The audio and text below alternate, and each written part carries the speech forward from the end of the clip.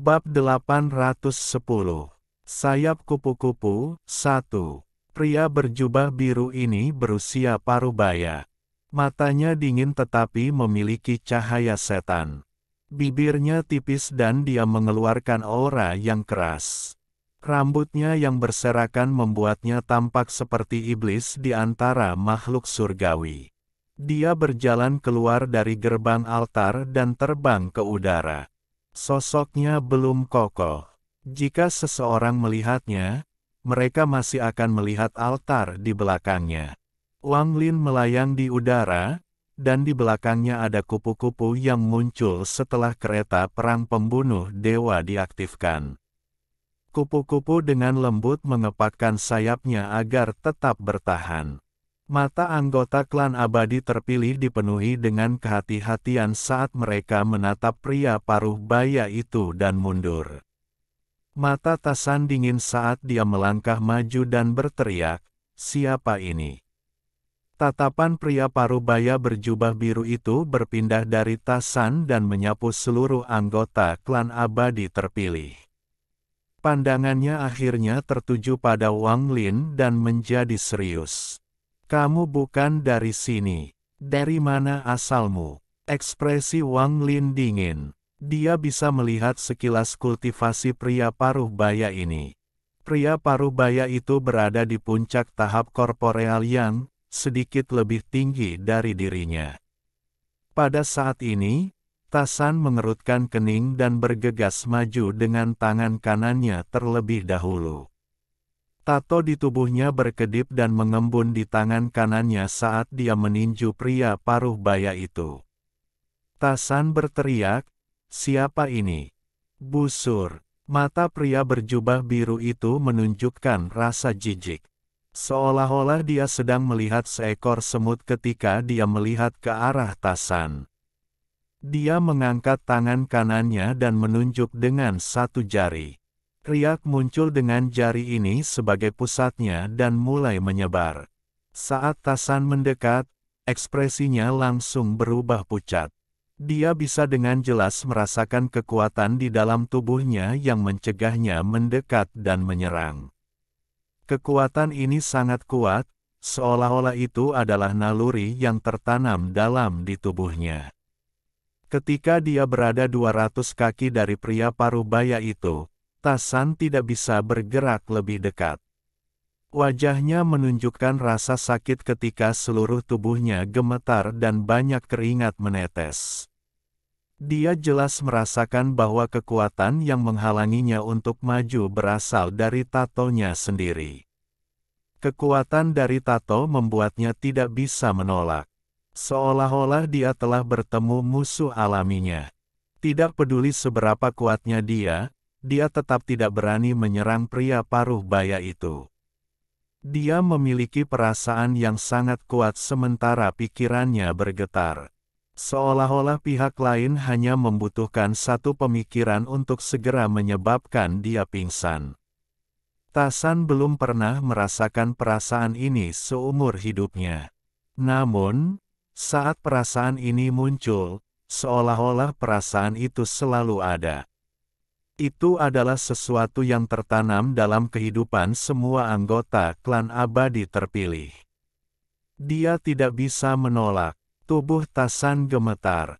Ketika tatapan pria paruh baya itu tertuju padanya, dia bahkan memiliki dorongan untuk berlutut dan memuja pria paruh baya itu. Namun, karena harga dirinya, Tasan mengatupkan giginya dan menghentikan perasaan yang datang dari jiwanya dan tato di tubuhnya. Geraman perjuangan yang hampir seperti raungan keluar dari tenggorokannya, dan matanya merah. Yang keluar dari tubuhnya bukan lagi keringat, melainkan darah. Sambil meronta, Tasan mengangkat kakinya dan mengambil satu langkah lagi. Tubuhnya bergetar sekali lagi seolah sedang menghadapi dunia. Langkah ini baru saja meningkat, dan sebelum mendarat, penglihatan Tasan menjadi hitam dan dia batuk seteguk darah. Tubuhnya tidak bisa lagi menahan kekuatan itu. Seolah-olah ada tangan besar tak terlihat yang menekannya dan membuatnya berlutut. Dua aliran darah keluar dari matanya. Matanya mengandung campuran kesedihan dan pantang menyerah, namun tubuhnya tidak dapat berdiri lagi. Dia hanya bisa berlutut. Pria paruh baya itu mencibir, "Kamu klan rendahan berani menolak jejak budak. Bukan karena aku tidak ingin membunuhmu, kamu pasti sudah mati hanya dengan pikiran dari surga ini. Sekarang enyahlah." Seolah-olah tubuh Tasan terkena tinju tak kasat mata. Suara ledakan terdengar dari tubuhnya saat dia dibuang. Dia jatuh ke tanah lebih dari 1000 kaki jauhnya. Tasan berjuang untuk bangun. Matanya dipenuhi dengan tatapan pantang menyerah dan mematikan saat dia berteriak, "Siapa kamu?" Pada saat ini, tidak hanya Tasan, tetapi semua anggota klan surgawi terpilih menghirup udara dingin saat mereka menatap pria paruh baya itu. Apa yang baru saja terjadi terlalu aneh, dan mereka tidak dapat menerimanya. Wajah leluhur itu pucat saat dia memandang pria paruh baya itu.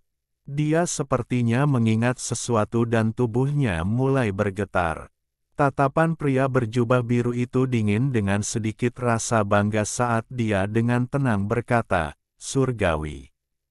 Kenapa kamu belum berlutut?" Nenek moyang klan abadi terpilih tersenyum masam, dan pada saat ini, dia tidak meragukan kata-kata pria paruh baya itu.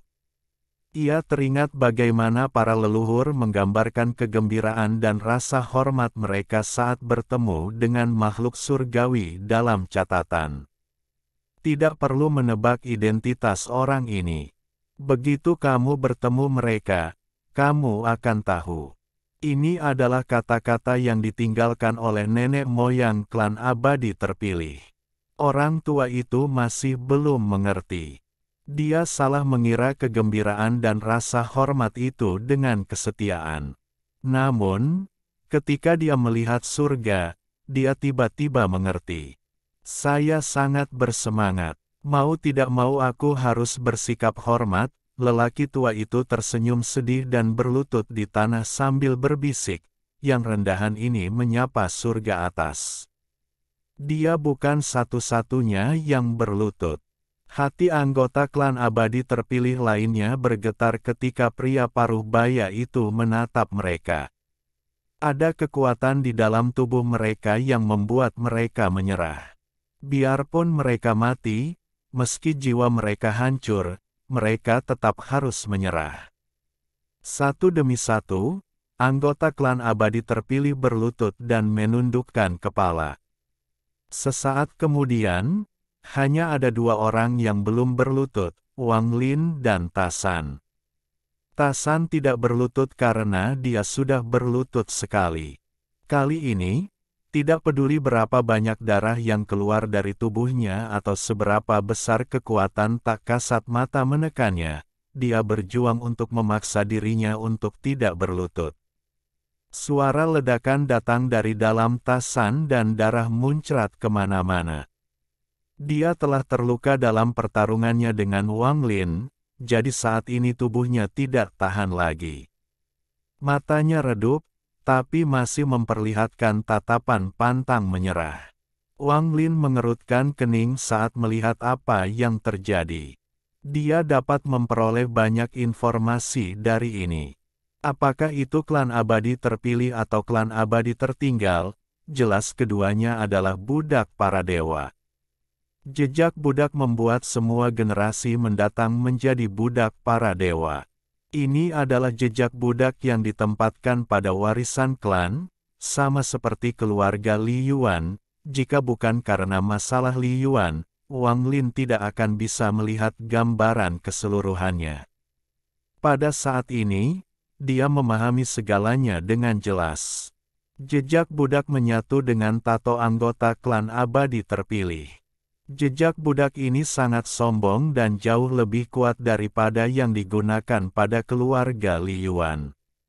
Bagaimanapun, yang digunakan pada keluarga Li Yuan hanya membuat keluarganya mengabdi pada satu surga. Namun, jejak budak ini berbeda. Sangat mungkin hal itu membuat mereka berlutut di hadapan semua makhluk surgawi. Ini bukan lagi manipulasi, tapi perbudakan total. Itu membuat seluruh klan menjadi milik para dewa. Terlebih lagi, karena ada anggota klan abadi terpilih di planet Suzaku, maka jelas ada lebih banyak anggota klan ini. Mata Wang Lin menjadi serius saat sebuah ide berani memasuki pikirannya. Kemungkinan bertahun-tahun yang lalu, sebelum alam surgawi runtuh, ada sebuah klan. Klan ini sangat kuat, bahkan cukup kuat untuk menghadapi alam surgawi. Namun, pada akhirnya, mereka dikalahkan oleh para dewa. Bahkan kemungkinan besar keempat alam surgawi berkumpul untuk merapal mantra yang sangat kuat yang mengubah semua generasi masa depan klan ini menjadi budak para dewa. Wang Lin hanya bisa menghela nafas saat dia melihat anggota klan abadi terpilih gemetar dan berlutut di tanah. Tatapan pria berjubah biru itu tertuju pada Tasan. Dia kemudian mengerutkan kening sambil mengangkat tangan kanannya dan menunjuk ke arah Tasan. Sebuah ledakan datang dari dalam Tasan dan kemudian sejumlah besar darah mengalir keluar dari pori-porinya dan dia berlumuran darah. Berlutut dan membungkuk, suara pria berjubah biru itu dingin. Mata Tasan suram, tetapi matanya memiliki tatapan yang pantang menyerah. Namun, kekuatan jejak budak bukanlah sesuatu yang bisa dia tolak. Seolah-olah gunung yang tak terhitung jumlahnya telah menimpanya, lututnya hancur dan dia berlutut di tanah. Pada saat ini, lingkungan sekitar benar-benar sunyi. Su Liguo terbang jauh saat dia menyadari ada sesuatu yang tidak beres. Dia sedang memikirkan apakah dia akan melawan atau menyerah jika iblis itu dikalahkan. Binatang nyamuk itu mengitari udara dengan tatapan tertuju pada pria parubaya. Katak guntur melihat dari kejauhan dengan tatapan dingin dan perutnya membuncit. Pria berjubah biru itu menatap Wang Lin, tapi dia tidak melakukan apapun dengan gegabah. Dia secara alami telah melihat melalui budidaya Wang Lin, dan kupu-kupu di sebelah Wang Lin memberinya rasa bahaya yang sangat kuat. Orang ini bukanlah seseorang dari klan rendahan ini. Bagaimana dia bisa masuk? Dari tampilan auranya, dia bukanlah seorang surgawi. Siapa dia? Mata pria berjubah biru itu berbinar dan dia tidak memprovokasi Wang Lin. Sebaliknya, tangan kirinya menekan altar di bawahnya dan gerbang altar terbuka. Saat gerbang terbuka, helaian kabut hitam keluar dan berubah menjadi binatang kabut yang mengerikan. Wanita dari dalam tungku juga keluar, tapi dia tidak keluar dari gerbang. Dia hanya menatap dingin ke arah Wang Lin. Saat binatang kabut itu muncul, ekspresi anggota klan abadi terpilih berubah. Namun, kekuatan dari jejak budak membuat mereka tidak bisa bangun. Itu hampir merupakan naluri yang tidak bisa mereka tolak. Binatang kabut itu terbentuk dan dengan cepat membuka mata mereka. Tatapan dingin mereka bersinar terang ketika pria berjubah biru itu menunjuk ke tanah. Binatang kabut ini dengan cepat bergegas menuju tanah. Adegan ini menyebabkan pupil mata Wang Lin mengecil. Bab 811. Sayap kupu-kupu, 2. Salah satu binatang kabut berubah menjadi burung bercakar 5 saat ia bergegas menuju anggota klan abadi terpilih. Ia menarik anggota klan itu ke udara dan mengeluarkan teriakan yang menembus tubuh anggota klan itu. Tubuh anggota klan itu meledak menjadi kabut darah yang diserap oleh binatang kabut itu. Bahkan sampai saat kematiannya, anggota klan itu tidak melawan sama sekali. Ada bekas pergulatan di matanya, tapi itu terlalu lemah. Di sisi lain, monster kabut lainnya mendekati anggota klan abadi terpilih dan menelan mereka satu persatu. Daerah itu langsung dikelilingi oleh bau darah. Bersamaan dengan aura ini ada rasa sedih dan ketidakberdayaan yang mendalam. Setiap anggota klan yang meninggal tidak dapat melawan. Kesedihan di mata mereka sangat kuat. Pada saat kematian mereka memperoleh pencerahan di dalam hati mereka. Mungkin ini misi klanku. Tasan berlutut di tanah dengan lutut patah. Dia berjuang untuk mengangkat kepalanya dan melihat kematian anggota klannya. Suara seperti auman binatang keluar dari tenggorokannya. Pembuluh darah di wajahnya menonjol saat dia mencoba melawan jejak budak yang telah menjadi naluri klannya. Saat pria berjubah biru dengan dingin menyaksikan semua ini, ekspresinya tenang. Tubuh leluhur klan abadi terpilih bergetar. Ada hembusan angin saat pemuda di belakangnya terlempar ke udara oleh binatang kabut dan dimakan. Lelaki tua itu tanpa sadar mengangkat kepalanya ketika setetes darah hangat jatuh ke wajahnya dan mengalir ke pipinya. Mata lelaki tua itu menunjukkan rasa marah yang kuat. Dia bergumam, "Kenapa, kenapa?" Tepat pada saat ini, seekor binatang kabut bergegas mendekat dan menyeret lelaki tua itu ke udara. Sebuah kekuatan datang dari lubuk hatinya yang terdalam dan memenuhi tubuhnya. Mata lelaki tua itu dipenuhi kesedihan saat dia menatap lelaki berjubah biru itu dan berteriak, "Kenapa?" Ketika lelaki tua itu berteriak, anggota klan yang belum terbunuh berjuang untuk mengangkat kepala. Tatapan mereka mengikuti pandangan lelaki tua itu dan mendarat pada lelaki berjubah biru. Tatapan ini dipenuhi kesedihan dan kemarahan yang tak ada habisnya. Misi Anda adalah memberi makan monster kabut, dan tidak ada alasan. Aku tidak akan membiarkan kalian semua mati, karena aku ingin kalian mereproduksi generasi mendatang. Suara pria berjubah biru itu sangat tenang. Tepat pada saat ini, salah satu binatang kabut bergegas ke kejauhan. Sasarannya adalah anak-anak yang bersembunyi di dalam gedung. Pria berjubah biru itu sedikit mengernyit, tapi dia tidak menghentikan mereka. Lelaki tua itu tersenyum sedih ketika binatang kabut itu berlari ke arahnya, dan dia hampir pingsan. Tepat pada saat ini, Wang Lin menghela nafas dan menunjuk ke kehampaan. Binatang kabut yang hendak melahap lelaki tua itu tiba-tiba roboh. Orang tua itu menatap binatang kabut yang mendekati gedung-gedung itu. Dia bahkan bisa mendengar anak-anak berteriak panik. Mereka menyerukan agar cinta mereka selesai. Anggota klan abadi terpilih berjuang untuk bangkit. Raungan yang seperti geraman keluar dari mulut mereka seperti orang gila. Meskipun lutut Tasan patah, matanya merah saat dia berjuang untuk bangun. Meski tulangnya hancur lagi, dia tetap harus berdiri. Surga, surgawi, menurutmu apa klanku? Klanku menjaga Tunku Yin misterius selama bertahun-tahun yang tak terhitung jumlahnya, tapi apa yang kami dapatkan?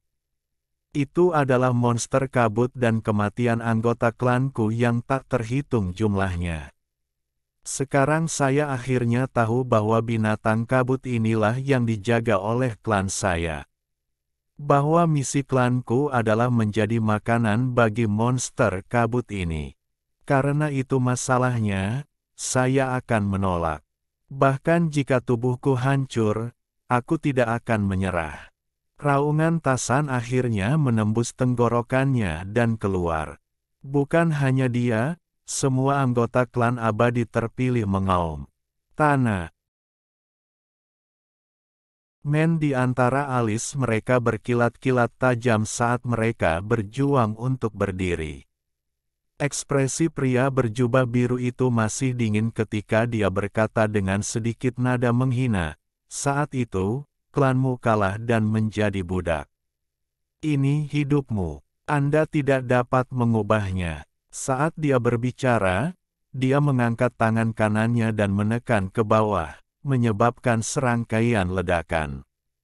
Darah menyembur keluar dari tubuh anggota klan abadi terpilih dan mereka terhenti untuk bangun. Hanya Tasan yang berteriak. Saat dia menyerang, ledakan datang dari dalam tubuhnya saat tulangnya hancur, tapi dia tetap menyerang. Mata pria berjubah biru itu berbinar dan dia menunjuk dengan jarinya.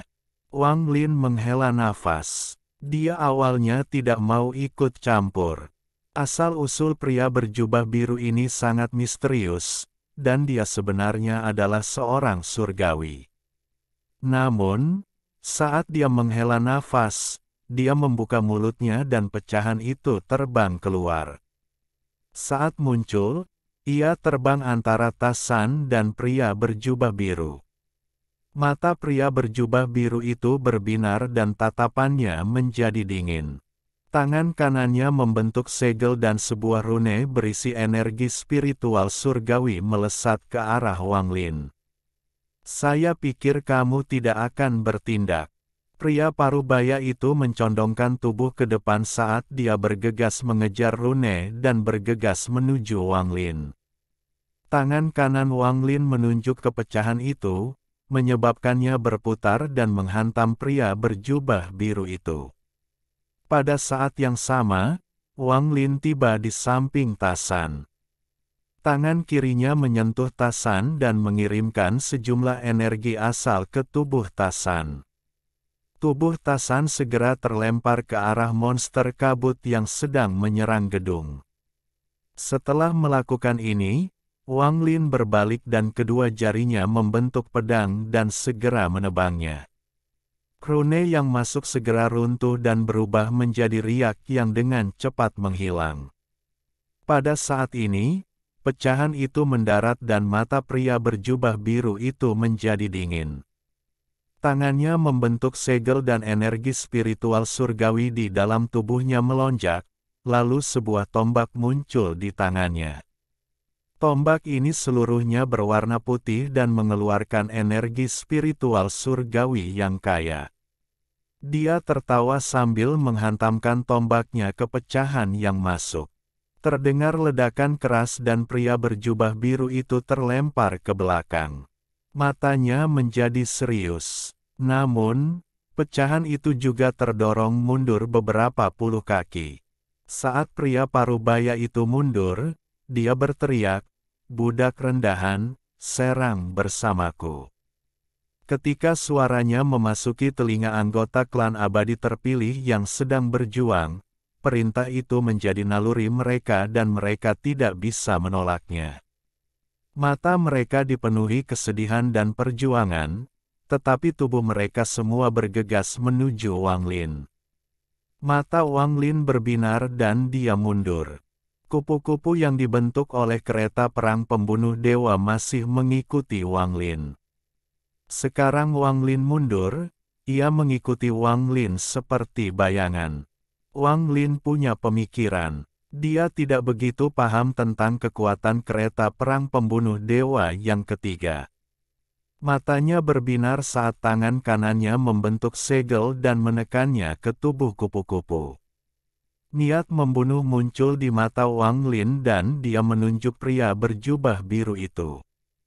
Kupu-kupu itu tidak bergerak sama sekali dan sayapnya mengepak dengan lembut, tapi kali ini sedikit lebih cepat. Bubuk 5 warna jatuh dari sayapnya dan perlahan memenuhi area tersebut. Pria berjubah biru itu segera berhenti, dan matanya dipenuhi kewaspadaan.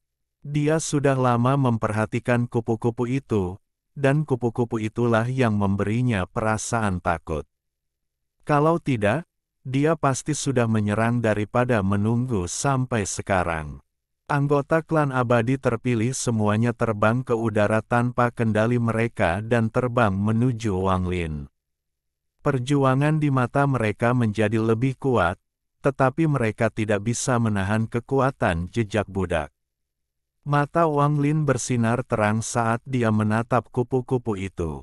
Dia ingin tahu kekuatan apa yang dimiliki kereta perang pembunuh dewa ketiga ini. Kupu-kupu itu meninggalkan sisi Wang Lin dan terbang ke depan. Sayapnya tiba-tiba berhenti sejenak tetapi kemudian mengepakkannya lagi dengan lembut. Penutupan ini tidak menimbulkan gangguan, namun wajah pria berjubah biru yang waspada di kejauhan tiba-tiba berubah pucat.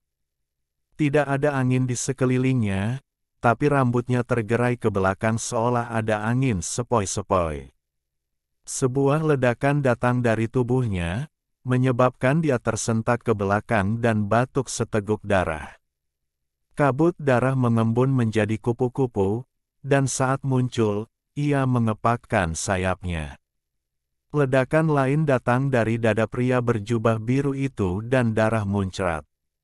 Darah itu berubah menjadi kupu-kupu lain dan mengepakkan sayapnya. Saat poninya bergema, pria berjubah biru itu terus-menerus terlempar ke belakang. Setiap kali ini terjadi, sejumlah besar darah akan menyembur keluar dan berubah menjadi kupu-kupu.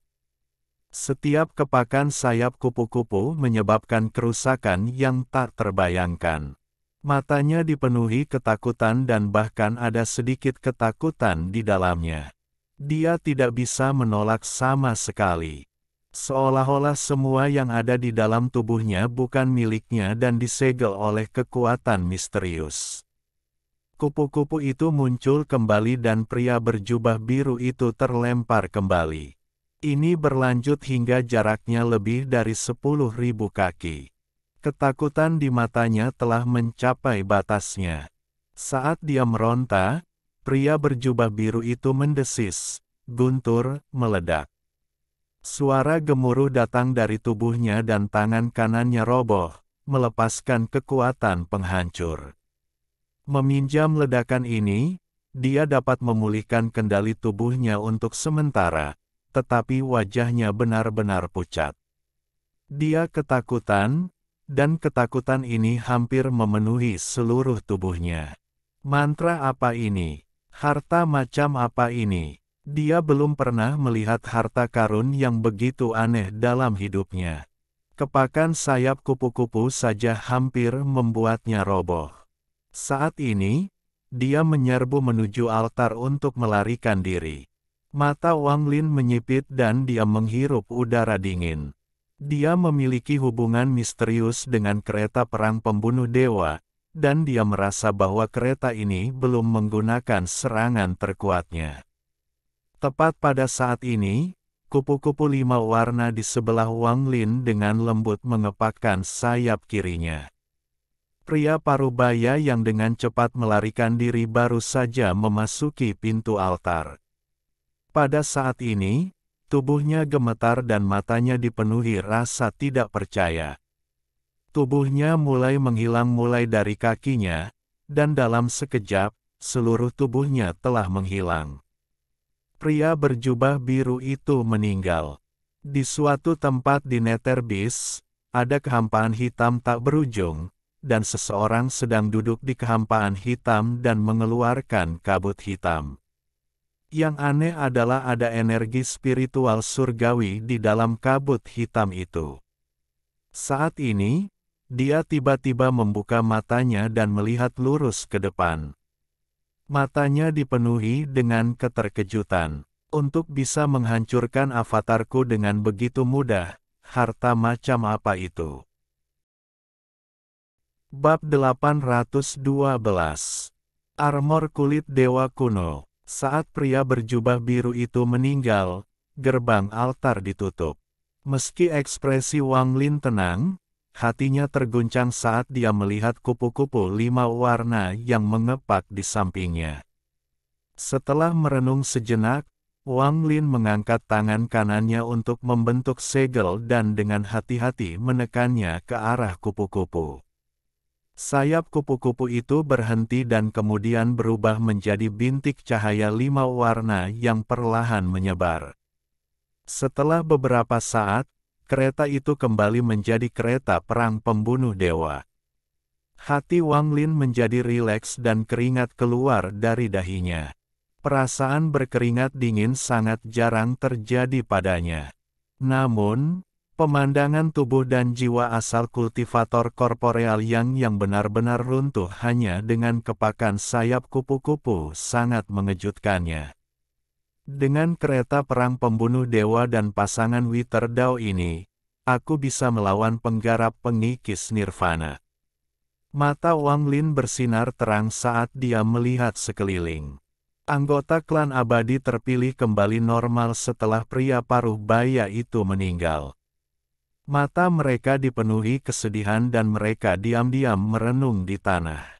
Di kejauhan, Tasan kembali dengan luka-luka. Dia sedang memegang panci besar di tangannya. Dia berhasil menangkap monster kabut yang mengejar anak-anak. Namun, dia terluka parah. Jadi setelah dia kembali, dia mengalami koma. Waktu berlalu dan 10 hari berlalu. Selama 10 hari ini, Wang Lin tinggal bersama klan abadi terpilih. Nenek moyang telah menyiapkan tempat yang tenang untuk dia tinggali. Selama 10 hari ini, Wang Lin tidak membuang waktu. Setelah percakapan mendetail dengan lelaki tua itu, Wang Lin merasa tebakannya sebelumnya 80% akurat. Namun, masalah ini tidak ada hubungannya dengan dia. Fokus Wang Lin adalah bagaimana meninggalkan tempat ini. Wang Lin sudah sampai ke ujung langit. Seperti yang Tasan katakan, ujung langit adalah dinding daging yang tak terbatas. Namun, cahaya biru menembus dinding daging, membuatnya tampak seperti dunia nyata. Selain dari langit, Wang Lin telah mencari di seluruh benua, tapi dia masih belum menemukan jalan keluar. Pada titik ini, Wang Lin yakin bahwa formasi di dalam Tungku Yin misterius di altar adalah jalan keluarnya. Mengabaikan semangat Tungku Yin misterius, ada juga pria berjubah biru itu. Semua ini membuat seluruh tempat ini menjadi sangat aneh. Pria berjubah biru itu mengklaim bahwa dia adalah seorang surgawi dan kekuatan yang dia gunakan mirip dengan energi spiritual surgawi, tetapi juga mengandung aura energi asal. Itu sangat mirip dengan dewa surgawi King Sui di alam surgawi Guntur. Menambah reaksi dari anggota klan abadi terpilih, kemungkinan besar pria berjubah biru itu benar-benar surgawi. Saat Wang Lin merenung, dia keluar dari kamarnya dan menghilang. Dia muncul kembali di dataran di sisi timur benua. Saat dia muncul, terdengar tangisan riang. Binatang nyamuk itu terbang di langit, dan setelah berputar beberapa kali, ia terbang menuju Wang Lin. Tubuh katak petir yang seperti gunung kecil tergeletak di rerumputan di kejauhan. Ia membuka matanya untuk melihat Wang Lin sebelum menutupnya sekali lagi. Bahkan tidak ada bayangan Su Li Guo. Dia sudah pergi entah kemana untuk mencari kesenangan. Ketika nyamuk itu mendekat, Wang Lin tersenyum dan menepuk kepala nyamuk itu. Nyamuk itu memperlihatkan ekspresi nyaman saat terbang ke udara sekali lagi. Wang Lin melangkah maju di rerumputan, dan sesaat kemudian, dia tiba di area terbuka selebar sekitar 1000 kaki. Rerumputan di sini telah dibersihkan dan diganti dengan jurang. Jurang-jurang ini berpotongan dan membentuk gambaran yang kompleks, seolah-olah itu adalah sebuah formasi. Wang Lin bahkan tidak melihat jurang di tanah sebelum melangkah masuk.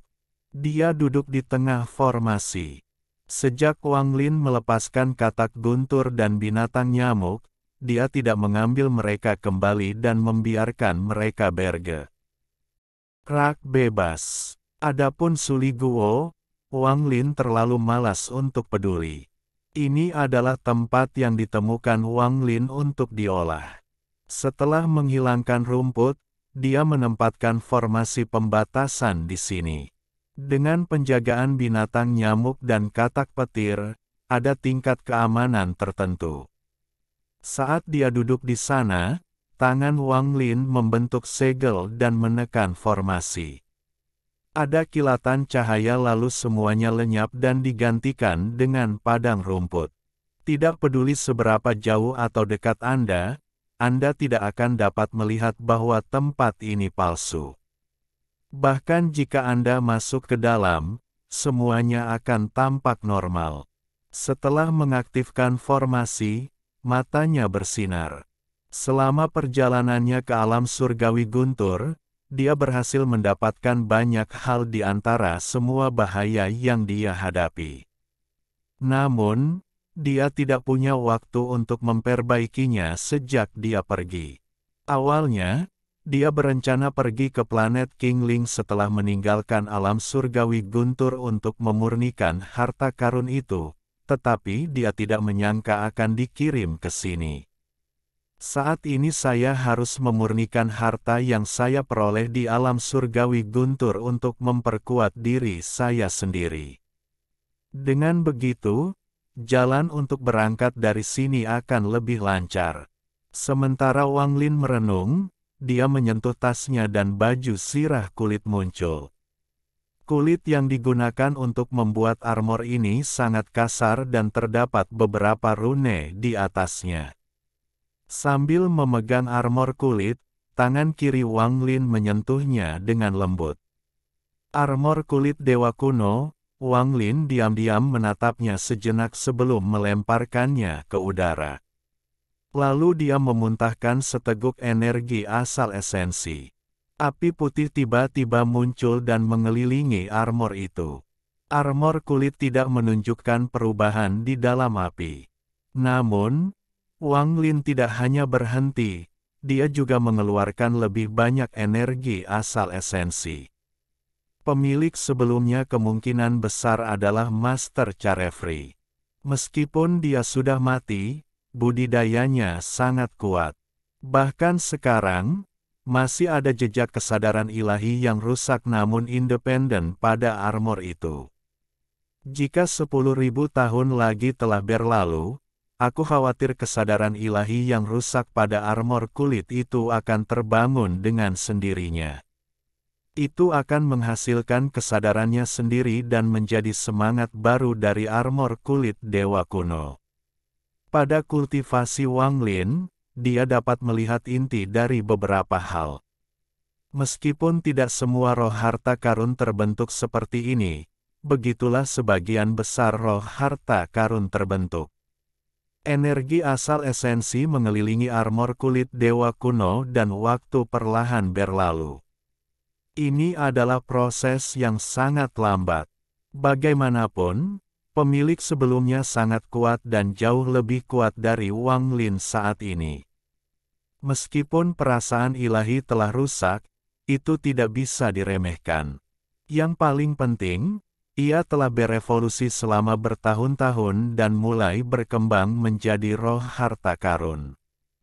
Meskipun roh harta karun sangat berharga, jika tidak dihilangkan, armor kulit dewa kuno tidak akan pernah menjadi milikku dan malah akan menjadi milik roh harta karun.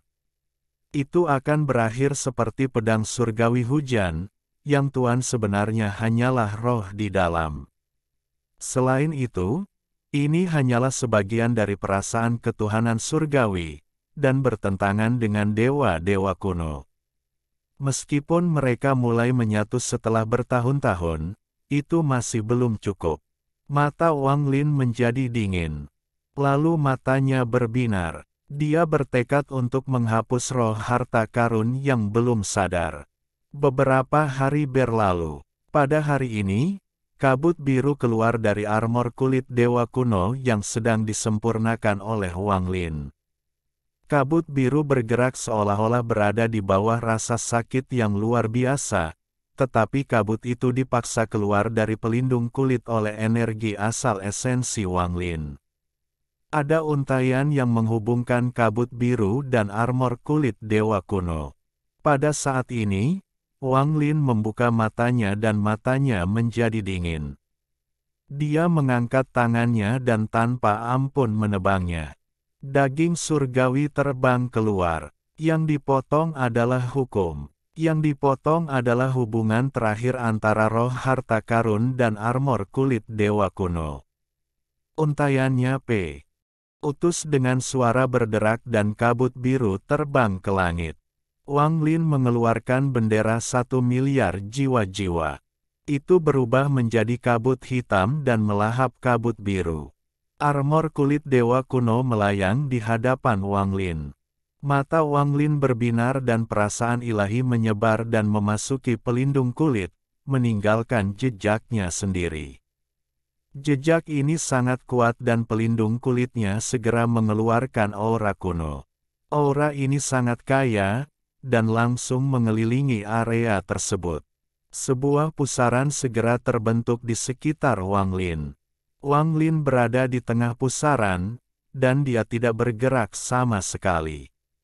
Saat dia meninggalkan jejaknya pada armor kulit, aura familiar mengelilinginya. Aura familiar ini berasal dari armor kulit.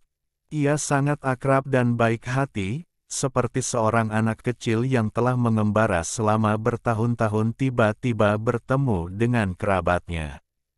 Ini adalah perasaan yang dirasakan Wang Lin, tapi itu juga perasaan yang dimiliki oleh armor kulit dewa kuno. Ini adalah perasaan yang saling menguntungkan. Armor kulit dewa kuno tidak perlu dipanggil oleh Wang Lin, itu terbang menuju Wang Lin dan memasuki dadanya. Wang Lin tidak menolaknya, dan dia merasakan perasaan familiar ketika armor kulit memasuki tubuhnya. Armor kulit dewa kuno sepenuhnya memasuki tubuh Wang Lin. Kemudian armor kulit membungkus jiwa aslinya. Mata Wang Lin bersinar terang saat dia menarik napas dalam-dalam dan menunjuk ke antara alisnya. Ada kilatan cahaya dan jiwa asalnya terbang keluar. Armor kulit dewa kuno hampir mustahil untuk dilihat dalam wujud naga kunonya. Namun Wang Lin dapat dengan jelas merasakan bahwa pertahanan jiwa asalnya telah mencapai tingkat yang mengerikan. Sayang sekali saya tidak bisa menguji dengan tepat seberapa kuat ia bisa bertahan, tapi ia tidak boleh lemah. Jiwa asal Wang Lin kembali ke tubuhnya. Setelah menyempurnakan pelindung kulit, Wang Lin tidak berhenti. Dia membuka mulutnya dan mengeluarkan seberkas cahaya kemasan. Cahaya itu bersinar di udara dan berubah menjadi kunci emas. Kunci ini seluruhnya terbuat dari emas dan bersinar terang.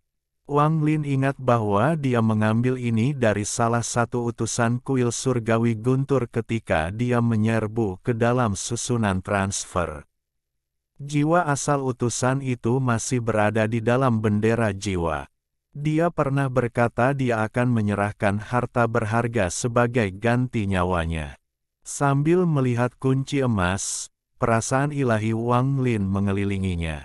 Setelah menghabiskan banyak waktu untuk memperbaikinya, Wang Lin dengan mudah menghapus jejak yang ditinggalkan oleh pemilik sebelumnya. Kunci emas ini segera menjadi redup saat jatuh dari langit dan ditangkap oleh Wang Lin. Mata Wang Lin berbinar dan dia menatap kunci emas di tangannya sambil bergumam, item ini lumayan, tapi dibandingkan dengan Wither Dao Peir, masih terlalu kurang. Namun, mantra yang bisa menyegel mantra seseorang sangatlah menarik.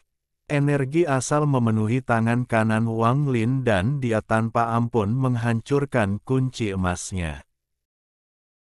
Bab 813, Stempel Penyegelan Surgawi telah lahir. Saat kunci emas runtuh, cahaya keemasan segera menghilang. Fragmen yang tak terhitung jumlahnya tersebar di tanah dan hanya setetes cairan emas yang tersisa di tangan Wang Lin. Di bawah kendali Wang Lin, cara dia menghancurkannya sangat cerdik. Dia menghancurkan harta karun itu tanpa merusak cairan emas di dalamnya sama sekali. Jika pemilik sebelumnya melihat ini, dia akan menghirup udara dingin dan hatinya akan sakit. Meskipun utusan itu tidak terlalu mementingkan harta karun ini, itu adalah sesuatu yang sering dia gunakan. Jika itu dia tidak akan rela menghancurkannya. Meskipun utusan itu mengetahui bahwa ada sesuatu di dalam harta karun itu yang memberinya kemampuan, dia tidak memiliki keberanian untuk menghancurkan harta karun itu untuk mendapatkannya. Sebenarnya, bukan hanya dia, tapi jika ada kultivator ilusori yin atau korporeal yang melihat apa yang telah dilakukan Wang Lin, hati mereka akan sakit. Lagi pula, jika mereka menghancurkan hartanya dan apa yang mereka peroleh tidak berharga atau nilainya lebih rendah dari harta aslinya, maka tindakan mereka akan dianggap bodoh. Jika seorang kultivator langkah pertama melihat Wang Lin, mereka tidak akan merasakan sakit hati. Sebaliknya, mereka akan merasa terkejut, sangat terkejut. Harus dikatakan bahwa jika harta karun semacam ini muncul di planet Suzaku 800 tahun yang lalu, maka akan memicu badai. Bahkan Zuxi pun akan berpartisipasi. Tanpa disadari, setelah 1000 tahun berkultivasi, Wang Lin telah mencapai kondisi seperti itu.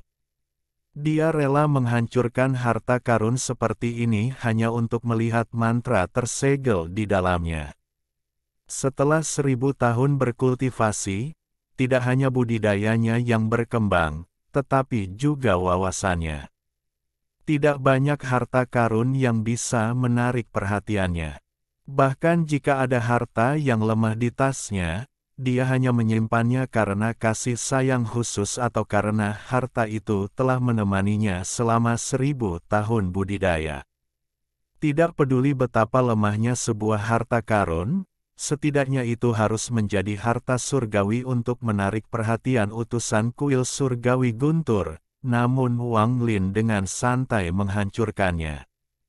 Bahkan jika benda itu hancur, hatinya tidak akan sakit karenanya.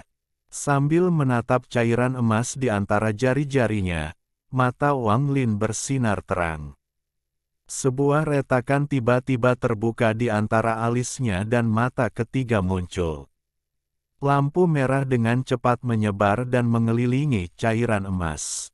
Di bawah tatapan mata ketiga, cairan emas perlahan menghilang dan mulai kembali ke sumbernya, namun kecepatannya tidak cepat. Setelah beberapa saat, mata ketiga Wang Lin meredup, tetapi hanya setengah dari cairan emasnya yang hilang. Aneh kalau ini bertahan selama ini di bawah mata ketiga. Mata Wang Lin berbinar dan energi asal di dalam tubuhnya dengan cepat melonjak ke mata ketiga terlepas dari konsumsi yang berat.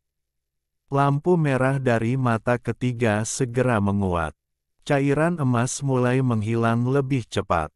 Sesaat kemudian, karena mantra Wang Lin, cairan emas menghilang dan berubah menjadi benang emas yang tak terhitung jumlahnya.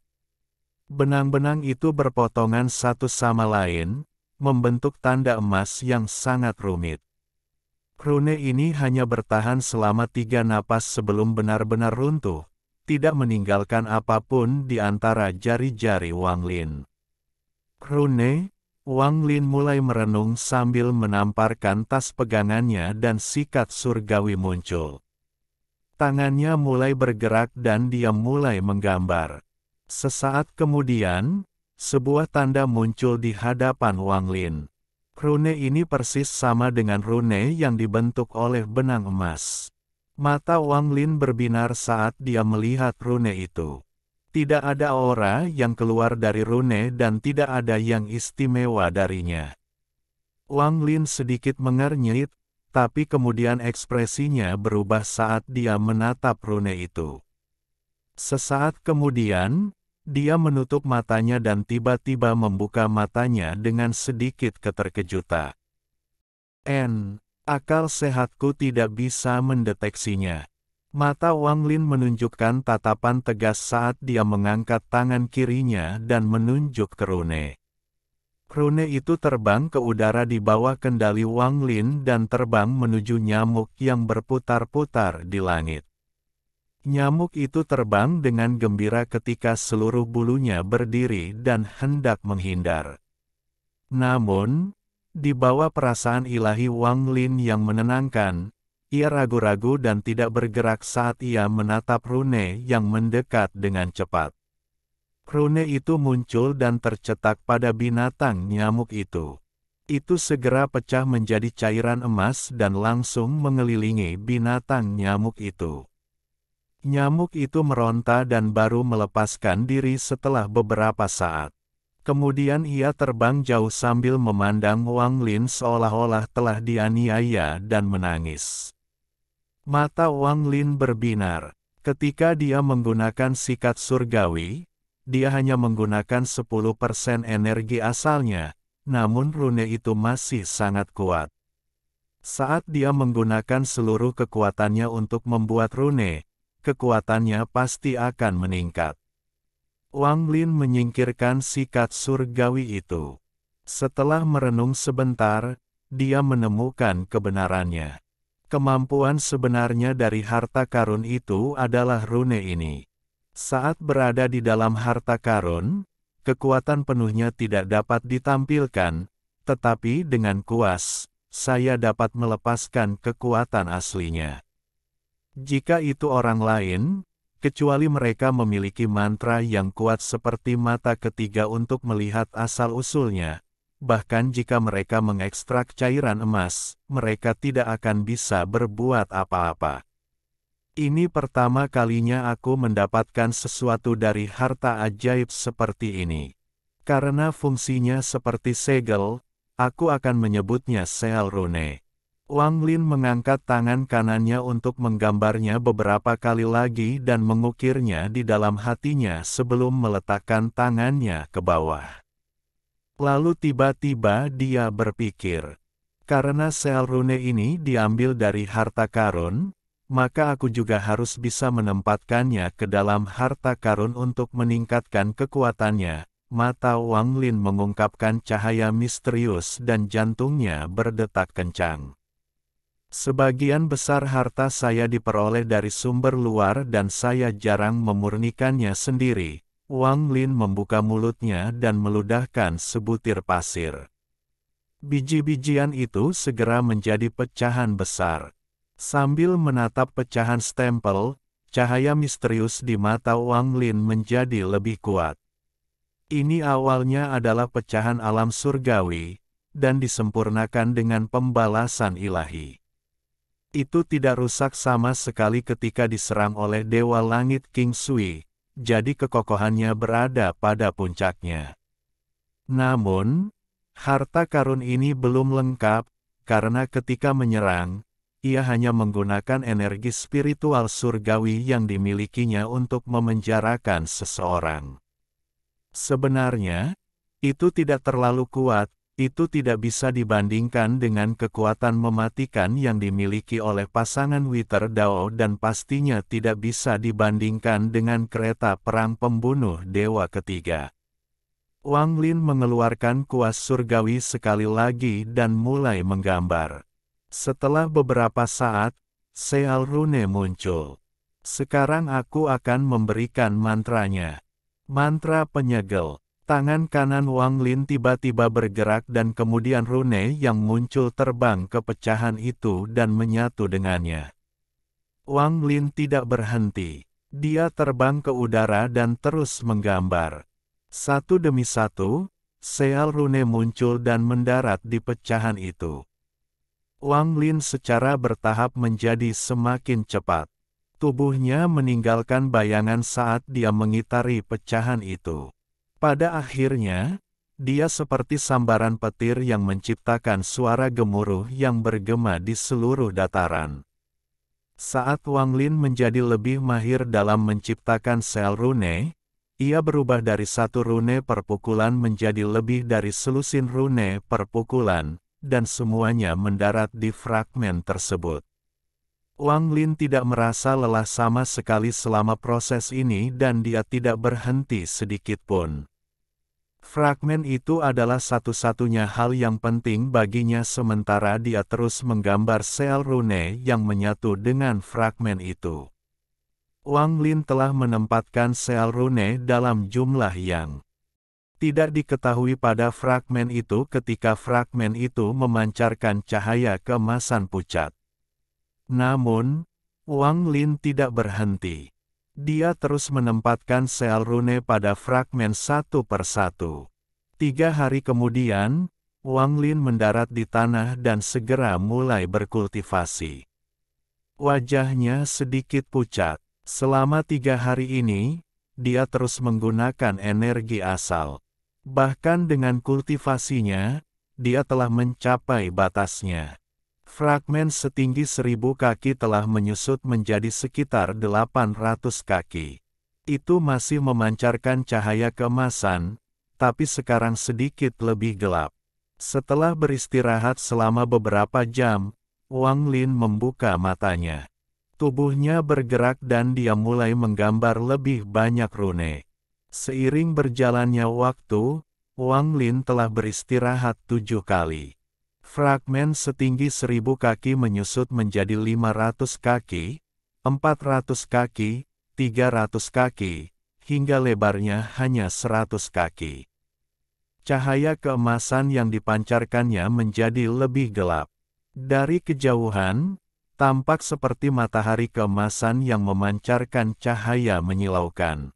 Saat dia melihat harta karun itu, rasa lelah Wang Lin langsung hilang. Dia menarik napas dalam-dalam dan matanya dipenuhi kegembiraan.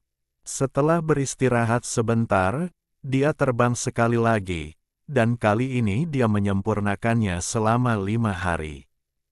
5 hari kemudian, Wang Lin mendarat di tanah. Wajahnya pucat pasi dan langkahnya tidak stabil. Namun, kegembiraan di matanya telah mencapai puncaknya. Mulai hari ini dan seterusnya, ini adalah harta karun yang saya sempurnakan.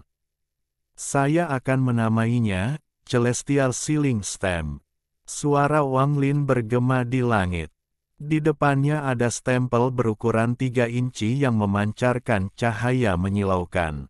Jika manusia fana melihat ini, cahaya keemasan akan menembus mata mereka dan menghancurkan pikiran mereka. Bahkan seorang kultivator tingkat rendah akan merasakan pikirannya bergetar dan rasa sakit akan memenuhi tubuhnya seolah-olah dia ditusuk oleh pedang yang tak terhitung jumlahnya. Bahkan seorang kultivator dengan kultivasi tingkat lanjut akan merasa jiwa asal mereka disegel ketika mereka melihatnya.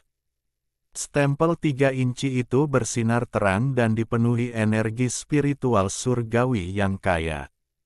Ada juga aura penyegelan yang sangat kuat yang mengelilinginya. Perangko ini dibuat setelah Wang Lin menghabiskan waktu 1 bulan untuk menyempurnakannya. Wang Lin secara kasar telah menghitung bahwa ada tidak kurang dari 600.000 sel rune di dalamnya. Lebih dari 600.000 sel rune digabungkan ke dalam pecahan 1000 kaki. Dan dia telah memadatkannya menjadi stempel berukuran 3 inci. Wang Lin sangat yakin dengan kekuatan di dalam perangko ini. Saat dia melihat stempel penyegel surgawi, matanya bersinar dan tangannya mulai bergerak, membatasi stempel tersebut.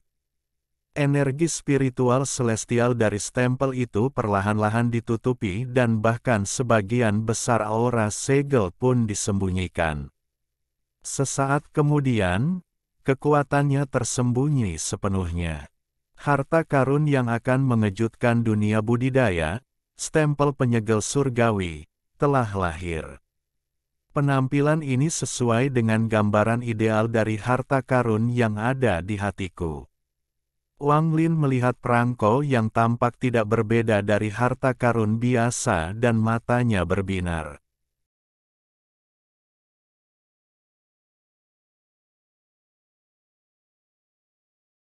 Alhamdulillahi jazakumullahu khoiro. Oke, cukup sekian novel kali ini. Mungkin ada kata-kata yang kurang pas, saya minta maaf yang sebesar-besarnya. Semoga yang sudah baca Allah paring kesehatan, rezeki yang barokah, dan umur yang panjang. Amin. Untuk membantu admin jangan lupa klik tombol subscribe ya.